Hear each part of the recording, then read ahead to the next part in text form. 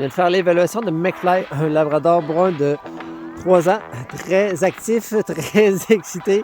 Un labrador brun, finalement, là, les labradors bruns sont toujours très enjoués comme chien. McFly, c'est ça, il est super gentil, il n'y a aucune agressivité.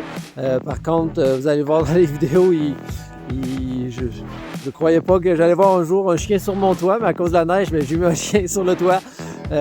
C'est un chien, il est très joueur là, avec les jouets, les bébelles. Et quand il joue là, avec des toutous ou avec des cordes, là, il toque vraiment, vraiment fort. Là. C'est un chien qui aime ça vraiment beaucoup bouger. C'est un chien aussi qui, avec les autres chiens, il est très heureux. Tout ce qu'il veut, c'est jouer. Justement, là, quand la tutrice elle partait, il y avait un chien dans la rue. Fait qu'elle a arrêté son auto, on a sorti McFly pour voir justement sa réaction avec l'autre chien. Puis c'est ça, le McFly, il veut avoir l'autre chien. Fait qu'il est allé le voir. La tutrice, vu que c'était glissant, elle a eu de la misère à le retenir. Donc il est allé vraiment vers l'autre chien. Fait qu'on voit qu'il y a une approche directe vers les autres chiens.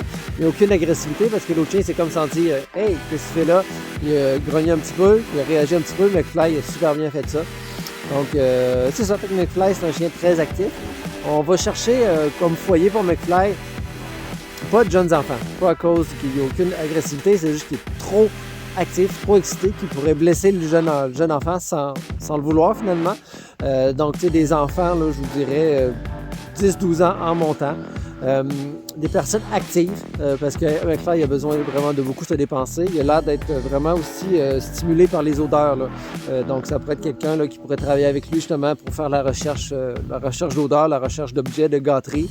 Il pourrait très bien faire justement là, du canicross ou quelque chose comme ça parce qu'il y en a dedans, il y a du gaz. McFly, son gros défaut finalement, c'est les jappements. Il jappe beaucoup à tous les stimuli. Les personnes dans la rue, il jappe après les personnes dans la rue. Quand il est dans l'auto, il jappe dans l'auto. Il jappe après la télévision. Il jappe après les comiques de la télévision.